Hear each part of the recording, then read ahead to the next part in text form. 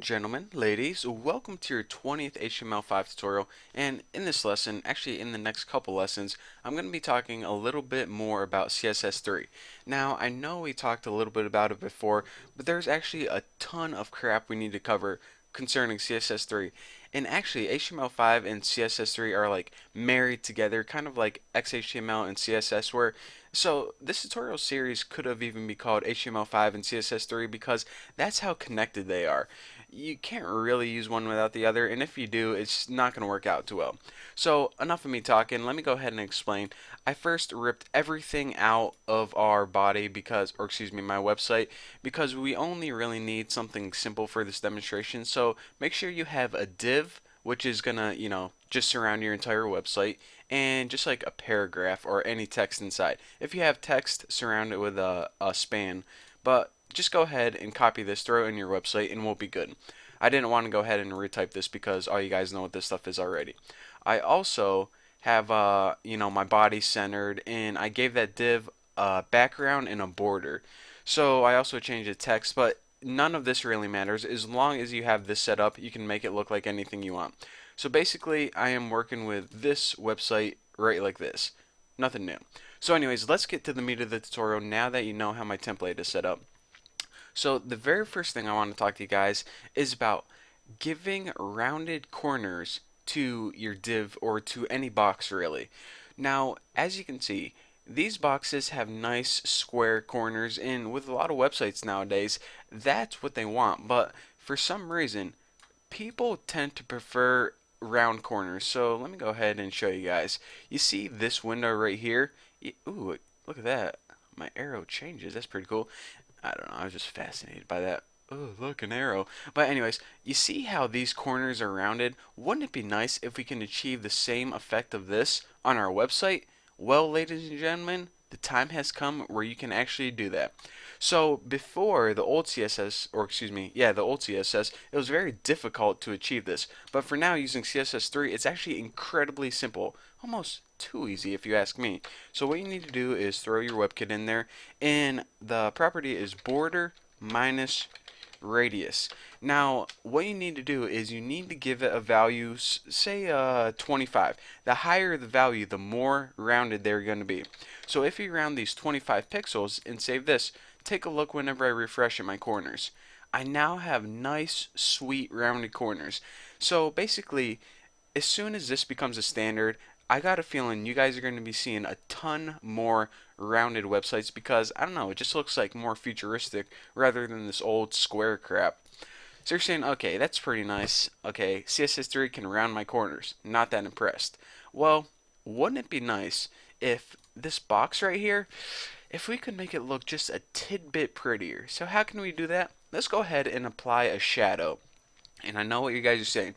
OMG, I was in college like 3 years ago and they told me to apply shadows, and it was the biggest pain in the butt. It was this whole process, yada yada yada. Well, with CSS3, it is 1,000 times more simple than it was in the past couple years.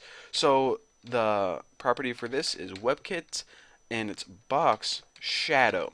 Now the properties, or excuse me, the values kind of get kind of weird here, so you need to listen closely. The very first thing it's going to take is a color, RGB, and this is the red, green, and blue value.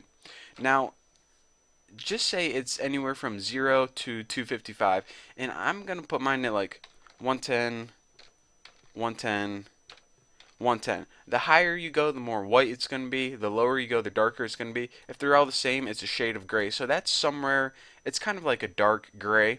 And it takes at least two values after this. Now the first value it takes is the offset to left and right. So I'm going to go ahead and put it 8 pixels, and that's going to shift the shadow 8 pixels to the right, because if we put it directly under our box is going to be covering up. So we have it shift directly to the right 8 pixels and directly down 8 pixels. So let me go ahead and show you guys that. Not 88, don't want to do that. And save this baby and we'll see what we got. And it didn't save because RGB 10 10 10. Okay, box shadow. Oh, what the heck? Web skit. What the heck is a web skit? That's embarrassing. Now if we save it, refresh this beast, and you see we got a nice dark gray shadow to the right in down 8 pixels. Looks awesome, doesn't it?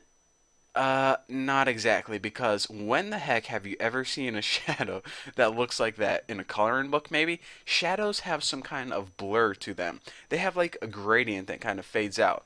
So in order to add this blur, we need one additional value. So this is the offset to the right, this is the offset to the left, and by the way, if you have a negative number like this, then it's going to shift it to the left instead of the right. It's just right and down is the standard. But anyways, if we have one more value, let's say 8 pixels, this third pixel value is the amount of blur. In other words, the amount of gradient that it's going to fade out. So now if we go ahead and save this and refresh, take a look at my gradient right here. And actually what I'm going to do is I'm going to blast all these up so it's really easy to see on YouTube. 10, 10, 10, save this biatch and refresh and check it out. We now have a nice gradient blur fading out of our shadow. So how awesome is that? It's now looking like a realistic shadow. And oh man, I probably don't got time to talk to you guys about text shadows and gradients, but what I do have time to talk to you guys about is this last property that you can add to a shadow. So I'll just do that. So as you can see, the shadow kind of looks like this box is casting a shadow on the background of our website. However, there is a way that we can make the shadow on the inside of our box. Now we can add an additional property to this, and you're saying, okay, we have 3 colors and 3 pixels, and now you want me to add more stuff? Yes. You have an optional word you can add called inset. Not incest, inset. Now, whenever you add this word, what it means is, okay, instead of the shadow being on the outside of the box, it's going to look like something is casting the shadow on the box. So it gives you that effect of kind of, a button pressed in or something, and all of the same other properties apply. Your blur, your color, all that same stuff. So this is how, I don't know, maybe you want to make a box and make it looks like it's a button pressed in. I don't use it that often because I don't like the way it looks. But if you want to use that, it's called inset, and you add it right to the end. And I believe that's the only additional word that you can use. So anyways, in the next tutorial, I got to talk to you guys about text shadows, which are a little bit different, and also how you can make gradients. For example, make this fade from blue to red. And if you think you know how to do it from the old CSS, we got a totally new, better way of doing it. So anyways, thank you guys for watching. Don't forget to subscribe, and I'll see you guys in the next video.